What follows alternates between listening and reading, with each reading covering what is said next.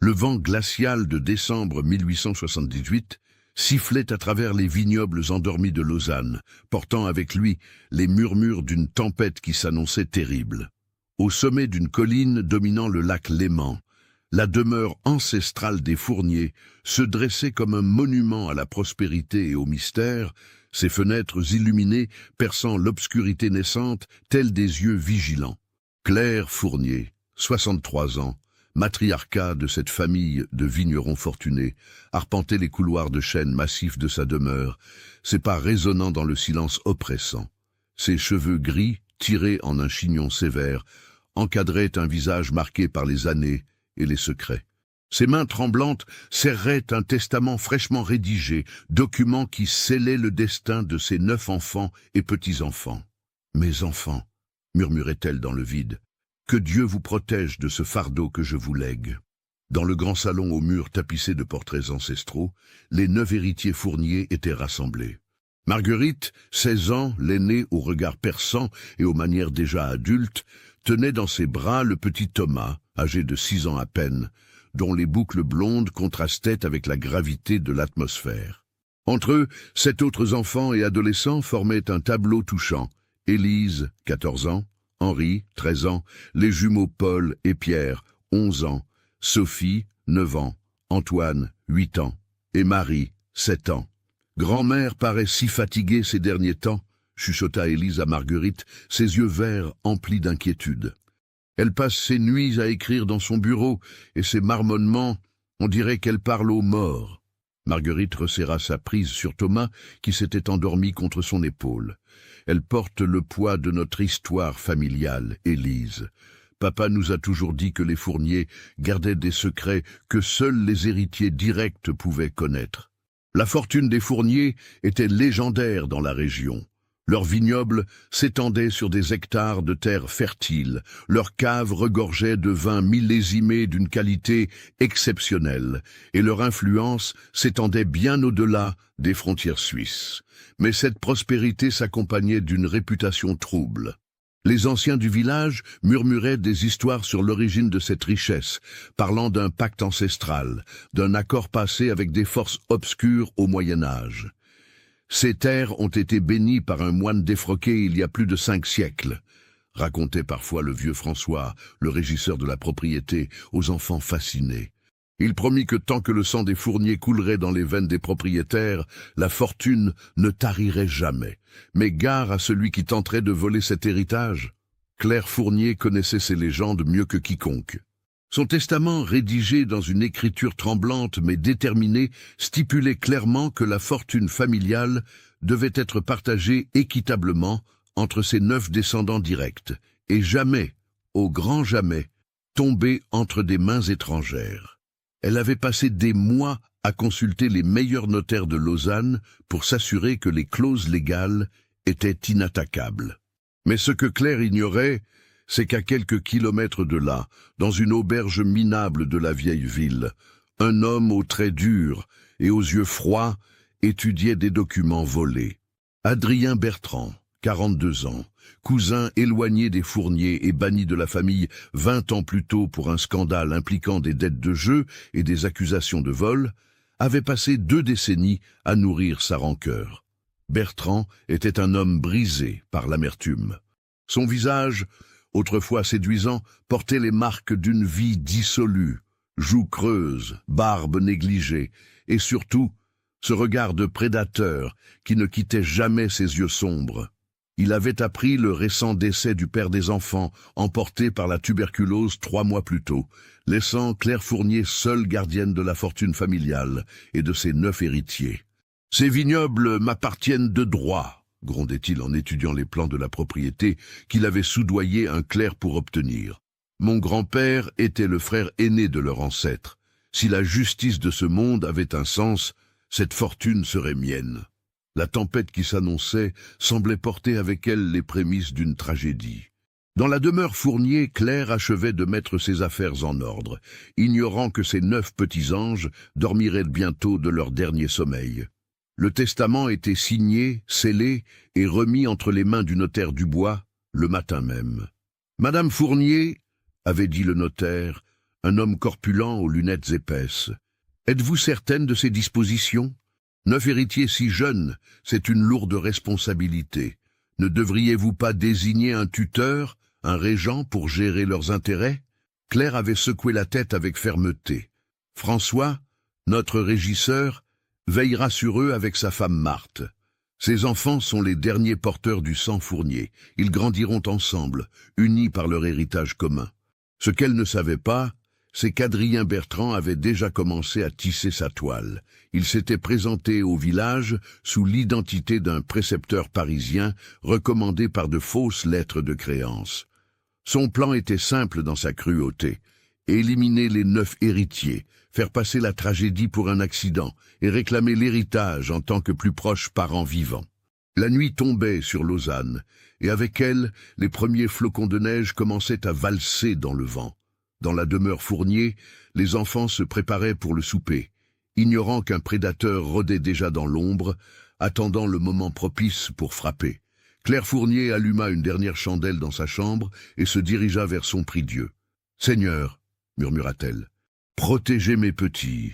Ils portent un fardeau qu'ils ne comprennent pas encore. » Au même instant, dans l'auberge sordide de la ville basse, Adrien Bertrand aiguisait une lame ancienne, volée dans une chapelle abandonnée des montagnes.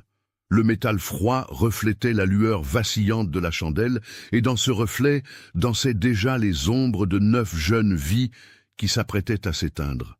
La tragédie des Fourniers était sur le point de commencer, et ni les murs épais de la demeure ancestrale, ni la tempête qui grondait au dehors ne pourraient protéger les innocents de la folie meurtrière qui s'apprêtait à les engloutir. D'où me suivez-vous? Laissez un commentaire. L'aube du 15 décembre 1878 se leva pâle et hostile sur les vignobles de Lausanne. La tempête annoncée la veille avait commencé à déployer sa fureur, transformant le paysage idyllique en un tableau désolé de neige et de vent cinglant. Dans la demeure Fournier, l'atmosphère était lourde d'une inquiétude diffuse que même les enfants percevaient sans pouvoir l'expliquer. Claire Fournier n'avait pas fermé l'œil de la nuit. Assise dans son grand fauteuil en cuir, face à la fenêtre de sa chambre, elle observait les flocons qui tourbillonnaient dans la cour d'honneur comme autant de présages funestes. Ses mains arthritiques serraient un chapelet d'ivoire, héritage de sa propre grand-mère, et ses lèvres murmuraient des prières inaudibles. « François » appela-t-elle lorsque le régisseur frappa doucement à sa porte. « Entrez, je vous prie. » François Moreau, 58 ans, servait la famille Fournier depuis plus de 30 années. Son visage, buriné par le travail et les intempéries, portait l'empreinte de la loyauté et de l'inquiétude. Il tenait entre ses mains calleuses une lettre cachetée qu'il tendait à sa maîtresse. « Madame, cette missive est arrivée ce matin par coursier, malgré la tempête. » L'homme qui l'a apportée semblait bien pressé de repartir. Claire brisa le sceau de cire rouge et déploya la lettre. L'écriture était élégante, presque maniérée, mais quelque chose dans les mots qu'elle lisait faisait naître un frisson d'angoisse le long de son échine. « Honorée Madame Fournier, j'ai l'honneur de me présenter à vous, Adrien Bertrand, précepteur diplômé de la Sorbonne, spécialisé dans l'éducation des enfants de bonne famille. Ayant appris par des connaissances communes le récent décès de monsieur votre fils, et soucieux du bien-être intellectuel de vos 9 petits-enfants, j'ose me permettre de vous proposer mes services. Mes références sont excellentes, et ma méthode pédagogique allie rigueur classique et ouverture d'esprit moderne. Dans ces temps difficiles où l'éducation des héritiers de grandes familles revêt une importance cruciale, peut-être trouverez-vous en moi l'aide précieuse dont vous avez besoin. Je me permettrai de me présenter à votre demeure ce jour même vers les 3 heures de l'après-midi afin de solliciter un entretien. Votre très dévoué serviteur, Adrien Bertrand. Claire relut la lettre à 2 reprises. Un malaise grandissant s'emparant d'elle. Ce nom, Bertrand, il lui disait quelque chose, mais quoi exactement? François, ce nom vous évoque-t-il quelque chose? Adrien Bertrand. Le régisseur fronça les sourcils, réfléchissant intensément. Bertrand, Bertrand. Attendez, madame. Il me semble, oui. N'y avait-il pas un Bertrand dans la famille, il y a bien longtemps? Un cousin de feu, votre beau-père? La mémoire de Claire se réveilla soudain, et avec elle, une vague de terreur froide. « Mon Dieu !» murmura-t-elle. « Adrien Bertrand. Le fils de Lucien Bertrand, le cousin déchu. Il avait été banni de la famille pour... » Elle ne termina pas sa phrase, mais les souvenirs affluaient. Adrien Bertrand, jeune homme de 22 ans, avait été surpris en train de fouiller les coffres familiaux lors d'un séjour chez les Fournier. Accusé de vol et de tentative de chantage, il avait été chassé avec ignominie et menacé des pires représailles s'il tentait de revenir. François, ce homme ne doit en aucun cas être reçu dans cette maison. S'il se présente, vous lui direz que nous ne recevons personne et qu'il doit quitter immédiatement la propriété. Mais il était déjà trop tard. Dans le grand salon, les enfants découvraient avec surprise un homme élégamment vêtu qui s'entretenait avec Marthe, l'épouse du régisseur. Adrien Bertrand avait devancé l'heure de sa visite, profitant de l'absence temporaire de François, parti surveiller les vignes malgré la tempête. « Mes chers enfants !» disait-il d'une voix mielleuse, « quel plaisir de vous rencontrer enfin. Votre grand-mère m'a si souvent parlé de vous dans ses lettres. » Marguerite, l'aînée, observait l'étranger avec méfiance. Il y avait quelque chose dans son sourire qui ne lui plaisait pas, une fausseté qu'elle percevait instinctivement. « Monsieur, » dit-elle poliment mais froidement, « grand-mère ne nous a jamais parlé de votre visite. » Bertrand eut un rire forcé. « Ah, les femmes âgées et leur mémoire. Votre grand-mère devient si distraite par ces temps difficiles. Mais rassurez-vous, je suis là pour vous aider, mes chers enfants. L'éducation est si importante pour des héritiers de votre rang. » Les yeux de Bertrand parcouraient le salon somptueux, s'arrêtant sur chaque détail révélateur de la richesse familiale. Les candélabres d'argent, les tapisseries flamandes, le secrétaire marqué où Claire rangeait probablement ses documents les plus précieux. Chaque regard était une évaluation, chaque sourire une tromperie. Le petit Thomas, intimidé par la présence de l'étranger, se réfugia derrière les jupes de sa sœur Marguerite. « Monsieur, balbutia-t-il, vous avez des yeux comme ceux du loup de nos histoires. » Un silence gêné s'installa. Bertrand se pencha vers l'enfant et son sourire se fit plus crispé. « Un loup, dis-tu, petit homme? Quelle imagination! Mais les loups, vois-tu, ne mangent que les enfants désobéissants. » À cet instant précis, Claire Fournier fit irruption dans le salon, suivie de François dont le visage exprimait une colère froide. La vieille dame, malgré son âge et sa fatigue, se dressa de toute sa taille face à l'intrus. « Monsieur Bertrand !» Sa voix claquait comme un fouet. « Je vous prie de quitter immédiatement cette demeure. Vous n'êtes pas le bienvenu ici, et vous le savez parfaitement. » Adrien Bertrand se redressa lentement, son masque de précepteur affable glissant pour laisser apparaître un rictus mauvais. « Tante Claire, » dit-il avec une ironie cinglante, « après tant d'années, voici donc l'accueil que vous me réservez.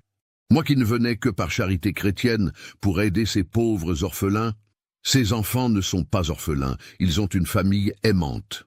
Sortez. » Bertrand jeta un dernier regard circulaire sur les enfants rassemblés, et chacun d'eux frissonna sous cette inspection froide et calculatrice. « Fort bien, dit-il enfin, je respecterai votre volonté. Mais sachez, chère tante, que le sang appelle le sang, et que les dettes familiales finissent toujours par être réglées. » Il quitta la demeure sous les regards méfiants de François, mais au lieu de s'éloigner définitivement, il se dirigea vers l'auberge du village où il avait pris pension. Dans sa chambre sordide, il étala sur une table bancale les plans de la propriété qu'il avait mémorisés lors de sa brève visite. « 9 enfants, murmurait-il en traçant des croix sur le plan. 9 obstacles entre moi et ma fortune légitime. La vieille Claire ne vivra plus longtemps, et quand elle fermera les yeux pour la dernière fois, ces petits vermisseaux hériteront de ce qui me revient de droit. » La tempête redoublait d'intensité, isolant progressivement la demeure Fournier du reste du monde. Les routes devenaient impraticables, les communications impossibles. C'était exactement ce qu'Adrien Bertrand attendait, l'isolement parfait pour accomplir son œuvre sanglante sans risquer d'être interrompu. Dans la grande demeure, Claire rassembla ses petits-enfants autour de la cheminée du grand salon. « Mes chéris !» leur dit-elle d'une voix qu'elle s'efforçait de rendre rassurante. « Cet homme ne reviendra plus nous déranger. Mais par précaution, Je veux que vous restiez tous ensemble ce soir. Nous dresserons des lits dans cette pièce, et François montera la garde. » Marguerite prit la main de sa grand-mère. Grand-mère, qui était vraiment cet homme? Pourquoi avait-il l'air si méchant? Claire caressa les cheveux de sa petite fille. C'est quelqu'un du passé, ma chérie. Quelqu'un que la famille a dû éloigner il y a longtemps parce qu'il avait fait de mauvaises choses. Mais ne t'inquiète pas, nous sommes en sécurité ici. Pourtant, malgré ces paroles rassurantes, Claire ne parvenait pas à chasser l'angoisse qui lui étreignait le cœur. Elle avait lu quelque chose de terrible dans les yeux d'Adrien Bertrand, une détermination froide et implacable qui ne présageait rien de bon. La nuit tombait sur Lausanne, une nuit qui s'annonçait comme la plus longue et la plus terrible de l'histoire des Fournier. Dans l'auberge du village, Adrien Bertrand aiguisait son couteau et peaufinait son plan diabolique, tandis que dans la grande demeure, 9 enfants innocents se préparaient à dormir, ignorant qu'un prédateur s'apprêtait à fondre sur eux avec la férocité d'une bête sauvage. Le destin des Fournier basculait inexorablement vers l'horreur, et ni les prières de Claire, ni la vigilance de François ne pourraient empêcher la tragédie qui se profilait dans les ombres de cette nuit maudite. Minuit sonnait au clocher de Lausanne, lorsque la tempête atteignit son paroxysme, transformant la demeure Fournier en une forteresse assiégée par les éléments.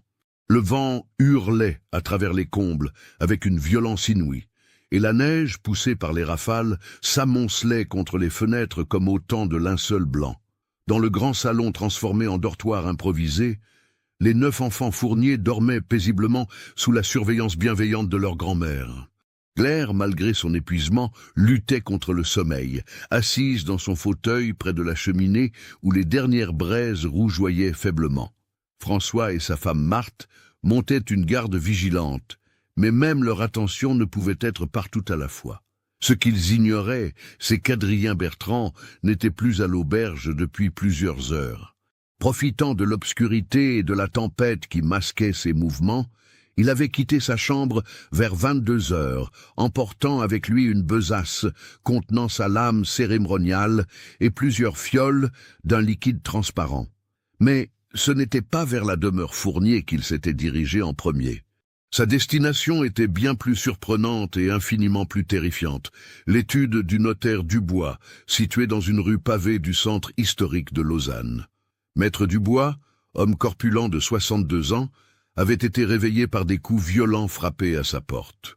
Croyant à une urgence médicale, il arrivait parfois qu'on vienne chercher le notaire pour un testament d'urgence d'un mourant, il avait ouvert sans méfiance, révélant un homme au visage durci par le froid et quelque chose de plus sinistre encore. « Monsieur Bertrand, que faites-vous ici à une heure si tardive ?»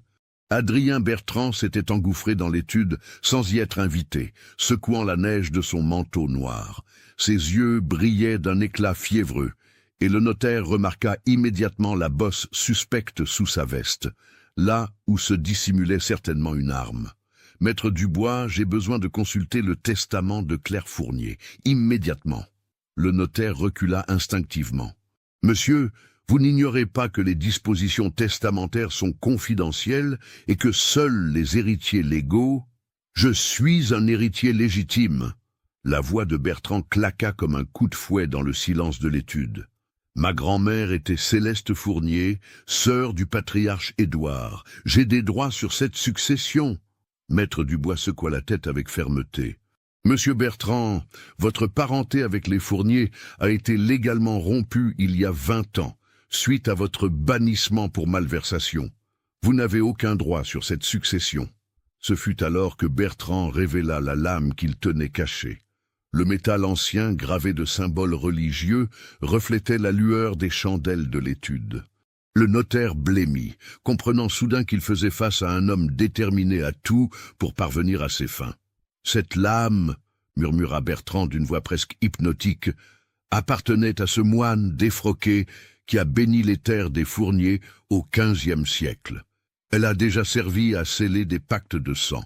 Ce soir, elle servira à récupérer ce qui m'appartient. Vous n'allez pas... Les enfants sont innocents. » Bertrand eut un rire glacial. « Innocents ? Ils portent le sang maudit des Fournier. Il grandirait pour perpétuer cette lignée qui m'a volé mon héritage. Non, maître Dubois, cette nuit, la justice sera rendue. La suite de cette conversation ne fut jamais rapportée par aucun témoin, car il n'y en eut aucun. Quand les autorités découvriraient le corps du notaire 3 jours plus tard, elles trouveraient l'étude saccagée et le testament des Fournier disparu. Mais ce qu'elles ne découvriraient jamais, c'est la véritable raison de ce meurtre et la révélation terrifiante qu'avait faite Bertrand cette nuit-là. Car en fouillant frénétiquement les archives de l'étude, Adrien Bertrand avait mis la main sur des documents qui changeaient tout. Les registres généalogiques complets de la famille Fournier remontant sur 5 siècles. Et ce qu'il y découvrit le figea d'horreur avant de décupler sa rage meurtrière. Les 9 enfants qui dormaient paisiblement dans la demeure familiale n'étaient pas tous des Fournier de sang pur. 7 d'entre eux étaient effectivement les petits-enfants légitimes de Claire, mais 2, Sophie et Marie, les 2 fillettes de 9 et 7 ans, étaient en réalité des enfants adoptés, recueillis par la famille après la mort de leurs parents dans un incendie. Cette révélation aurait dû réjouir Bertrand. Moins d'héritiers légitimes signifiait une part plus importante de l'héritage. Mais ce qu'il lut ensuite dans un document caché au fond d'un tiroir secret transforma sa cupidité en folie meurtrière absolue. Claire Fournier, dans un codicille secret rédigé 6 mois plus tôt, avait légué l'intégralité de sa fortune personnelle, soit la moitié de l'héritage total, à ses 2 fillettes adoptées, en reconnaissance de l'amour inconditionnel qu'elles avaient apporté à la famille dans les moments difficiles. Les 7 autres enfants se partageraient les vignobles et les biens immobiliers, mais la fortune liquide, les coffres remplis d'or et de bijoux, les titres de propriété les plus précieux, tout cela revenait à Sophie et Marie. « Ces petites vermines !» hurlait Bertrand dans l'étude ensanglantée, brandissant le codicille. « Elles n'ont même pas une goutte de sang, Fournier, et elles héritent de plus que tous les autres réunis. Si cette histoire macabre vous a donné des frissons, partagez-la avec un ami qui aime les contes d'horreur. » Cette découverte changeait radicalement la donne. Si Bertrand éliminait tous les enfants, l'héritage reviendrait effectivement aux plus proches parents vivants, lui-même. Mais s'il laissait vivre ne serait-ce qu'un seul des héritiers légitimes, ses chances de récupérer la fortune s'amenuiseraient considérablement. Il était près de 2 heures du matin quand Bertrand acheva de mettre l'étude à sac et entreprit sa marche macabre vers la demeure Fournier. La tempête lui servait d'allié, couvrant le bruit de ses pas et rendant sa silhouette invisible dans le tourbillon de neige. Il connaissait parfaitement la disposition des lieux grâce à sa visite de l'après-midi et aux souvenirs de sa jeunesse, quand il était encore reçu dans la famille. La lame cérémoniale pendait à sa ceinture, et dans sa besace, les fioles de chloroforme qu'il avait dérobées chez un apothicaire complice lui permettraient d'endormir ses victimes avant de les achever. Il ne voulait pas de cris, pas de lutte, pas de traces suspectes qui pourraient éveiller les soupçons. Chaque meurtre devait paraître paisible, comme si les enfants s'étaient éteints dans leur sommeil. 9 petites vies pour une fortune immense, murmurait-il en progressant vers la demeure. Le calcul est simple. Ce qu'Adrien Bertrand ignorait, c'est que ces crimes de cette nuit ne resteraient pas impunis. Car dans l'ombre de la tempête, un témoin improbable observait ses mouvements. Le vieux berger Augustin Moreau, qui gardait ses moutons dans un abri de fortune construit à flanc de colline. Insomniaque depuis des années, le vieil homme avait l'habitude d'observer les alentours durant les nuits de tempête, veillant sur son troupeau et sur la propriété des Fournier, dont il était le voisin. Augustin vit la silhouette furtive progresser vers la demeure, et quelque chose dans cette démarche prudente et calculée éveilla son instinct de danger. Sans bruit, il empoigna son bâton de berger et se mit en route, décidé à découvrir l'identité de ce rôdeur nocturne. Dans la grande demeure, Claire Fournier se réveilla en sursaut, alertée par un bruit qu'elle n'arrivait pas à identifier. Un léger grincement, comme si quelqu'un tentait de forcer une serrure. Elle tendit l'oreille, mais seuls lui parvinrent les pleurs du vent et les craquements familiers de la vieille bâtisse. « François » appela-t-elle doucement. Pas de réponse. Le régisseur s'était assoupi dans son fauteuil près de la porte d'entrée, épuisé par cette longue veille. Sa femme Marthe dormait dans un recoin du salon, près des enfants. Claire se leva doucement et se dirigea vers la fenêtre. Ce qu'elle aperçut dans la cour lui glaça le sang. Une silhouette sombre, penchée sur la porte de la cave, qui s'activait avec des gestes précis et méthodiques. L'intrus avait trouvé le passage secret que seuls les Fournier connaissaient, une ancienne entrée de service donnant directement accès aux caves, puis, par un escalier dérobé, aux étages supérieurs. « Mon Dieu !» murmura-t-elle. « Il est là. Il est entré. » Elle voulut crier pour réveiller François, mais sa voix se brisa dans sa gorge. La peur, une peur animale et primitive, la paralysait complètement. Elle ne pouvait que regarder, impuissante, l'ombre de la mort s'introduire dans sa demeure pour venir faucher ses 9 petits anges. Adrien Bertrand progressait maintenant dans les caves, sa lanterne sourde éclairant faiblement les voûtes de pierre séculaires. Il connaissait le chemin, monter l'escalier dérobé, traverser le couloir des domestiques, puis atteindre le grand salon où dormaient ses victimes. Chaque marche gravie le rapprochait de son objectif. Chaque pas résonnait comme un glas dans le silence de la demeure endormie. Et dans sa main crispée sur la lame cérémoniale, la mort elle-même semblait danser, impatiente de commencer son œuvre sanglante. La tragédie des Fournier entrait dans sa phase la plus terrifiante, et ni les prières muettes de Claire, ni les gémissements du vent ne pourraient arrêter le massacre qui s'apprêtait à transformer cette nuit d'hiver en cauchemar éternel. 3 heures du matin.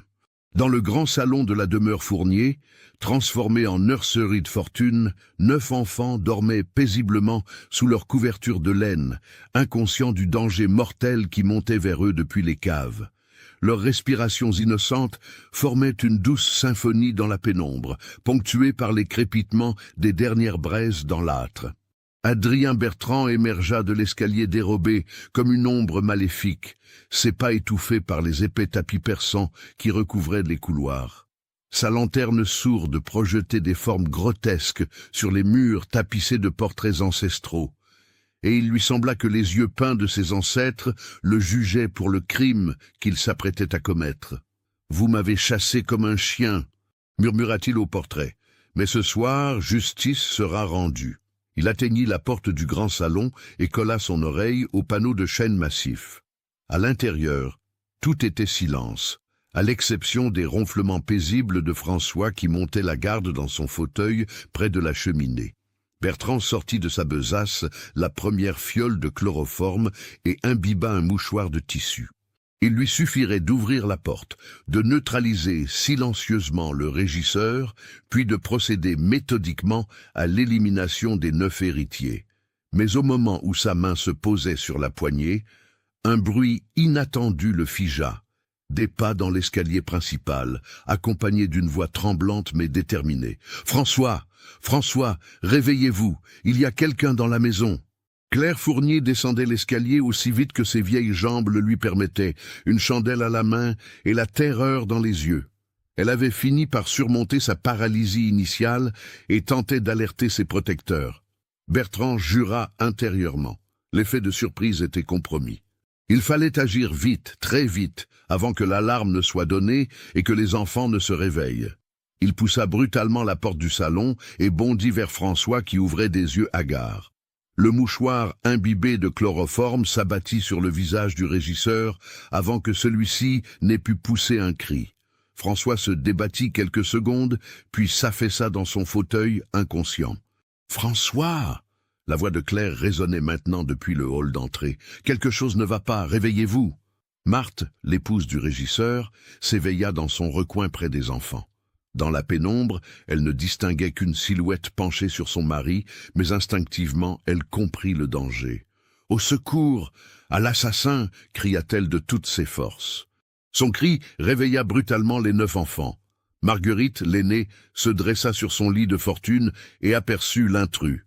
Dans la lueur vacillante de la lanterne, elle reconnut le visage de l'homme qui s'était présenté l'après-midi même comme précepteur. « Les enfants, fuyez !» hurla Marthe en se précipitant vers Bertrand pour tenter de le retenir. « Courez vers les escaliers !» Mais Adrien Bertrand était préparé à cette éventualité. Sa lame cérémoniale jaillit de son fourreau et trancha la gorge de Marthe d'un geste sec et précis. La pauvre femme s'effondra dans une mare de sang, ses dernières paroles mourant dans un gargouillis atroce. Ce fut alors que l'enfer se déchaîna dans le grand salon des Fournier. Les 9 enfants, terrorisés par la vue du sang et du cadavre de Marthe, se mirent à crier et à pleurer, tentant de fuir dans toutes les directions. Mais Bertrand avait verrouillé la porte d'entrée, et les fenêtres, situées au premier étage, étaient inaccessibles. « N'ayez pas peur, mes petits agneaux !» dit Bertrand d'une voix doucereuse qui contrastait atrocement avec la lame sanglante qu'il brandissait. « Tout sera bientôt fini. Vous rejoindrez vos parents dans un monde meilleur. » Marguerite, malgré sa terreur, tenta de protéger les plus jeunes en les rassemblant derrière elle. « Que voulez-vous » cria-t-elle. « Nous ne vous avons rien fait. »« Ce que je veux ?» Bertrand eut un rire dément. « Je veux récupérer ce qui m'appartient de droit. Cette fortune bâtie sur le sang et la sueur de mes ancêtres. Vous n'êtes que des parasites qui vous êtes enrichis sur mon héritage. » Il avança vers le groupe d'enfants terrifiés, sa lame décrivant des arabesques mortelles dans l'air. Henri, 13 ans, tenta courageusement de s'interposer. « Laissez mes frères et sœurs tranquilles. »« S'il faut un coupable, prenez-moi. » Bertrand sourit cruellement. Quel courage touchant. Mais voyez-vous, mon cher Henri, je ne peux pas me permettre de laisser un seul d'entre vous en vie. Les lois sur l'héritage sont si compliquées. La lame s'abattit avec une précision chirurgicale. Henri s'effondra, la gorge tranchée, rejoignant Marthe dans la mort. Le sang éclaboussait maintenant les murs du salon, transformant ce lieu de paix familiale en un tableau d'horreur, digne des pires cauchemars. Soutenez notre chaîne en cliquant sur le bouton « Merci » en forme de cœur, afin que nous puissions continuer à vous proposer des histoires aussi sombres et captivantes que celle-ci. Un par un, méthodiquement, Adrien Bertrand procéda à l'extermination des héritiers Fournier. Élise fut la suivante, tentant vainement de se cacher derrière un canapé. Puis Paul et Pierre, les jumeaux, que la terreur avait figés dans une étreinte fraternelle pathétique. Antoine, 8 ans, qui pleurait en appelant sa maman. Sophie et Marie, les 2 fillettes adoptées qui ignoraient quelles étaient les véritables cibles de cette folie meurtrière. Chaque meurtre était accompagné des rires déments de Bertrand, qui semblait prendre un plaisir sadique à voir s'éteindre ces jeunes vies. « Un de moins, encore un, la fortune se rapproche, mes chers petits anges. » Seuls restaient maintenant Marguerite et le petit Thomas, qui s'accrochaient à sa grande sœur en sanglotant. La jeune fille de 16 ans, malgré l'horreur qui l'entourait, gardait une dignité touchante. « Vous êtes un monstre », dit-elle d'une voix ferme, malgré les larmes qui coulaient sur ses joues. « Dieu vous punira pour ce que vous avez fait. »« Dieu ?» Bertrand essuya sa lame sur sa manche. « Dieu était absent quand votre famille m'a volé mon héritage. Il est absent ce soir aussi. Il n'y a que moi, ma lame et la justice. » Il leva son arme pour porter le coup fatal à Marguerite, mais au moment précis où la lame allait s'abattre, la porte du salon explosa littéralement sous la poussée conjuguée de Claire Fournier et du vieux berger Augustin Moreau. Le berger avait suivi Bertrand jusqu'à la demeure et, entendant les cris d'agonie, avait défoncé la porte d'entrée avec son épaule robuste malgré ses 70 ans. Le spectacle qui s'offrait à eux dépassait tout ce que l'imagination humaine pouvait concevoir. 7 corps d'enfants baignant dans leur sang, un homme démente brandissant une lame rougie et les 2 derniers survivants acculés contre la cheminée. « Arrêtez, assassin !» rugit Augustin en se précipitant vers Bertrand, son bâton de berger levé comme une massue. Mais Adrien Bertrand n'était plus qu'une bête sauvage. La vue de ces témoins gênants décupla sa fureur. Il se retourna vers le berger et plongea sa lame dans le ventre du vieil homme. Augustin s'effondra en gémissant, mais dans un dernier effort héroïque, il parvint à saisir la cheville de Bertrand et à le faire trébucher. Claire Fournier, rassemblant les dernières forces de ses 63 ans, se précipita vers ses 2 petits-enfants survivants. « Marguerite, Thomas, venez, nous devons fuir. » Mais où fuir? La tempête faisait toujours rage au dehors, les routes étaient impraticables, et Bertrand, malgré sa chute, se relevait déjà, plus déterminé que jamais à achever son œuvre sanglante. « Personne ne sortira vivant de cette maison, hurla-t-il, sa voix résonnant dans le salon transformé en charnier. Personne! Il se rua vers Claire et les enfants. Mais au moment où sa lame allait frapper, un événement inattendu changea le cours de cette nuit maudite. Le petit Thomas, dans sa terreur absolue, avait renversé un chandelier qui roula vers la cheminée. Les braises rougeoyantes mirent le feu aux rideaux de velours, et en quelques secondes, les flammes commencèrent à lécher les boiseries anciennes du salon. « Le feu !» cria Marguerite. « La maison prend feu !» Bertrand s'immobilisa, réalisant soudain que les flammes menaçaient de détruire non seulement ses victimes, mais aussi tous les documents et preuves qui pourraient établir ses droits sur l'héritage. Si la demeure brûlait entièrement, avec elle disparaîtraient tous les titres de propriété, tous les actes notariés, toute trace de la fortune des Fournier. « Non !» hurla-t-il, « pas le feu, pas maintenant !» Il se précipita vers la cheminée pour tenter d'étouffer les flammes, oubliant momentanément ses victimes. C'était l'occasion que Claire attendait. Empoignant Marguerite d'une main et Thomas de l'autre, elle les traîna vers l'escalier dérobé par lequel Bertrand avait pénétré dans la demeure. « Vite, mes chéris, par les caves, c'est notre seule chance !» Ils disparurent dans les entrailles de la demeure, tandis que derrière eux, Adrien Bertrand luttait désespérément contre les flammes qui gagnaient du terrain. Mais le feu avait une longueur d'avance, et bientôt, le grand salon ne fut plus qu'un brasier rugissant où dansaient les ombres de 7 enfants assassinés et de leurs bourreaux. La nuit du 15 décembre 1878 restera à jamais gravée dans les annales criminelles de la Suisse comme la nuit la plus sanglante de l'histoire de Lausanne. Mais elle n'était pas encore terminée, et les ultimes révélations qui l'attendaient allaient dépasser en horreur tout ce qui s'était déjà produit dans cette demeure maudite. L'aube du 16 décembre 1878 se leva sur un paysage de désolation. La tempête s'était calmée durant les dernières heures de la nuit, laissant place à un silence de mort que seul troublaient les volutes de fumée s'élevant encore des ruines calcinées de la demeure Fournier. La majestueuse propriété qui dominait les vignobles de Lausanne n'était plus qu'un amas de poutres noircies et de pierres éclatées par la chaleur. Dans l'étable en contrebas, miraculeusement épargnée par l'incendie, 3 survivants se serraient les uns contre les autres sous une couverture de cheval, Claire Fournier, sa petite-fille Marguerite et le petit Thomas. La vieille dame, épuisée par les épreuves de cette nuit d'horreur, serrait contre elle ses 2 derniers trésors, les ultimes héritiers d'une lignée désormais maudite. « Grand-mère » murmura Marguerite, ses yeux encore rouges de larmes et de fumée. « Les autres, Henri, Élise, les jumeaux, ils sont tous. » Claire hocha douloureusement la tête. « Oui, ma chérie, ils sont tous partis rejoindre leurs parents au paradis. Nous sommes les seuls à avoir survécu à cette nuit terrible. » Thomas, blotti contre sa grand-mère, tremblait encore de terreur. « Et le méchant monsieur, il est mort dans le feu ?» Cette question hantait également Claire. Dans leur fuite précipitée par les caves, ils avaient entendu les hurlements de rage et de douleur d'Adrien Bertrand. Mais avaient-ils été causés par les flammes ou par autre chose? L'homme était-il mort dans l'incendie qu'il avait involontairement causé ou avait-il réussi à s'échapper? La réponse leur parvint vers 8 heures du matin, sous la forme d'une silhouette boiteuse qui émergea des ruines fumantes. Adrien Bertrand avait survécu, mais la nuit l'avait transformé en un spectre de lui-même. Ses vêtements étaient carbonisés, son visage et ses mains portaient de terribles brûlures, et ses cheveux avaient été roussis par les flammes. Mais le plus terrifiant était son regard, complètement fou, vidé de toute humanité. « Où sont-ils » rugit-il en fouillant frénétiquement les décombres. « Où sont les survivants? Où sont mes témoins gênants ?» Il avait passé la nuit à lutter contre le feu, parvenant à sauver quelques documents importants des flammes. Mais l'essentiel de la fortune des Fournier avait été détruit.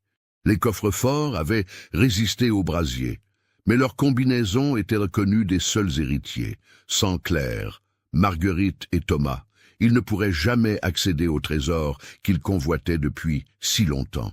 Dans l'étable, les 3 survivants retinrent leur souffle en entendant les cris de rage de leur bourreau. Claire serra plus fort ses petits-enfants contre elle. « Ne bougez pas !» chuchota-t-elle. « Il ne nous trouvera pas ici. Mais elle sous-estimait la détermination vengeresse de Bertrand. L'homme fouilla méthodiquement chaque bâtiment annexe de la propriété, guidé par une logique implacable. Où pouvaient se cacher 3 personnes par une nuit d'hiver glacial, sinon dans l'un des abris encore debout? Il atteignit l'étable vers 9 heures. Sa main brûlée poussa lentement la lourde porte de bois, et son regard démoniaque balaya l'intérieur du bâtiment. Dans un recoin sombre, il aperçut la couverture qui remuait imperceptiblement. « Mes chers petits survivants, dit-il d'une voix rauque et brisée, voici donc votre cachette. Sortez de là immédiatement ou je mets le feu à cette étable comme j'ai mis le feu à votre demeure. » Claire se dressa lentement, poussant Marguerite et Thomas derrière elle. Malgré sa terreur, elle gardait une dignité impressionnante. « Adrien, arrêtez cette folie. Vous avez déjà tué 7 enfants innocents. N'aggravez pas vos crimes. » Bertrand eut un rire dément. « Mes crimes ? Mes crimes, dites-vous. Mais c'est vous la criminelle. Vous et votre famille de voleurs et d'usurpateurs. » Il sortit de sa veste carbonisée un parchemin à moitié brûlé qu'il brandit comme une pièce à conviction. « Savez-vous ce que j'ai trouvé dans les archives secrètes de votre défunt mari? Savez-vous quel document j'ai arraché aux flammes au péril de ma vie ?» Claire pâlit en reconnaissant le document. C'était l'acte de donation original datant du XVe siècle, celui qui légitimait la possession des terres de Lausanne par la famille Fournier. Mais elle ne comprenait pas pourquoi Bertrand y accordait tant d'importance. « Ce document, continua Bertrand, révèle la vérité sur l'origine de votre fortune. Ce fameux moine défroqué qui a béni vos terres, il s'appelait Frère Bertrand. C'était mon ancêtre, pas le vôtre. » La révélation frappa Claire comme un coup de massue. Si cette assertion était vraie, alors... « Oui, triompha Bertrand, en voyant la compréhension naître dans les yeux de la vieille dame. Mon ancêtre a donné ses terres à votre famille en échange de la promesse qu'elle prendrait soin de ses descendants. Promesse qui a été trahie quand vous m'avez chassé il y a 20 ans. Marguerite, malgré sa jeunesse, saisit immédiatement les implications. Vous voulez dire que notre fortune vous appartient légalement? Exactement, ma chère enfant. Et pour récupérer ce qui me revient de droit, j'ai dû éliminer tous les faux héritiers. Vous comprenez maintenant pourquoi votre mort est nécessaire. » Il leva à nouveau sa lame ensanglantée, mais au moment où il s'apprêtait à frapper, des bruits de sabots et des voix d'hommes résonnèrent dans la cour de la ferme. Les autorités de Lausanne, alertées par la lueur de l'incendie visible depuis la ville, arrivaient enfin sur les lieux du drame. « Les gendarmes !» s'écria Thomas avec espoir. Bertrand jura violemment. Il était pris au piège. S'enfuir maintenant signifiait abandonner définitivement tout espoir de récupérer l'héritage. Mais rester signifiait l'arrestation et l'échafaud. « Vous ne m'échapperez pas !» rugit-il en se précipitant vers Claire et les enfants. Mais la vieille dame avait encore une carte à jouer. D'une voix forte qui porta jusqu'à la cour, elle cria « Au secours! À l'assassin! Il a tué mes petits-enfants! » « Il est là, dans l'étable !» Les pas des gendarmes se précipitèrent vers le bâtiment. Bertrand, réalisant qu'il était perdu, eut un ultime geste de rage et de désespoir. Plutôt que d'être pris vivant, il retourna sa lame contre lui-même et se l'enfonça dans le cœur. « Si je ne peux pas avoir cet héritage !» halta-t-il en s'effondrant dans la paille souillée. « Alors, personne ne l'aura. Jamais !» Il mourut dans d'atroces souffrances, emportant avec lui le secret de l'emplacement exact de certains trésors cachés et les combinaisons de plusieurs coffres-forts. Les gendarmes trouvèrent les 3 survivants en état de choc, entourés de documents partiellement brûlés et du cadavre de leur bourreau. L'enquête qui suivit révéla l'ampleur du massacre. 9 enfants assassinés, 3 adultes tués, Marthe, le régisseur François retrouvé mort d'asphyxie, et le berger Augustin qui avait succombé à ses blessures, et une fortune de plusieurs millions de francs, or en grande partie détruite. Le procès posthume d'Adrien Bertrand passionna l'opinion publique suisse et européenne. Les journaux titrèrent sur « Le massacre des innocents de Lausanne » et sur « La malédiction des Fourniers ». Mais ce que la presse ne révéla jamais, ce fut la découverte la plus troublante de l'enquête. En examinant minutieusement les documents sauvés de l'incendie, Les enquêteurs découvrirent qu'Adrien Bertrand avait dit la vérité sur un point crucial. Il était effectivement l'héritier légitime d'une partie de la fortune des Fournier. Les Fournier avaient effectivement trahi un pacte ancestral en chassant Bertrand de la famille, mais cette révélation arrivait trop tard. Les 9 enfants étaient morts, la demeure était détruite, et une grande partie de la fortune était partie en fumée. Claire Fournier, rongée par la culpabilité et le chagrin, mourut 6 mois plus tard, emportant avec elle les derniers secrets de sa famille. Marguerite et Thomas héritèrent finalement des restes de la fortune familiale. Mais ils quittèrent la Suisse pour s'installer en France, incapables de supporter les souvenirs traumatisants de cette nuit maudite. Ils changèrent de nom et s'efforcèrent d'oublier leur passé tragique. La propriété des Fournier ne fut jamais reconstruite. Les vignobles furent vendus à différents acquéreurs, et l'emplacement de l'ancienne demeure devint un lieu maudit que les habitants de Lausanne évitaient soigneusement. On raconta longtemps que les nuits de tempête, on pouvait entendre les pleurs des 9 enfants assassinés portés par le vent. L'histoire du massacre des enfants Fournier devint une légende noire de la région lémanique, un rappel terrible de ce que la cupidité et la soif de vengeance peuvent pousser un homme à accomplir. Les chroniqueurs de l'époque y virent un châtiment divin contre une famille qui avait bâti sa fortune sur un pacte avec les forces obscures. Mais la vérité était plus simple et plus terrible encore. Il n'y avait eu ni malédiction ni intervention surnaturelle dans cette tragédie. Seulement la folie d'un homme qui avait sacrifié son humanité sur l'autel de la cupidité et qui avait payé ce sacrifice du prix le plus élevé qui soit, la perte de son âme et de sa raison. Les cendres de la demeure Fournier furent dispersées par les vents alpins, emportant avec elles les derniers vestiges d'une lignée qui avait régné pendant 5 siècles sur les vignobles de Lausanne. Et dans le silence de mort qui s'abattit sur cette terre maudite, seul demeurait l'écho de cette nuit d'horreur où 9 enfants innocents avaient payé de leur vie les péchés de leurs ancêtres et la folie d'un homme assoiffé de vengeance. Qu'avez-vous pensé de l'histoire? Laissez votre commentaire ci-dessous et partagez vos réflexions sur ce cas terrifiant. Envie d'autres histoires d'horreur mêlant histoire et mystère? Abonnez-vous, activez la cloche de notification et partagez avec ceux qui aiment le côté obscur de l'humanité. À bientôt pour le prochain cauchemar. 147 ans ont passé depuis cette nuit maudite de décembre 1878. Aujourd'hui encore, les habitants de Lausanne évitent de parler du massacre des enfants Fournier, comme si prononcer ce nom pouvait réveiller les démons du passé.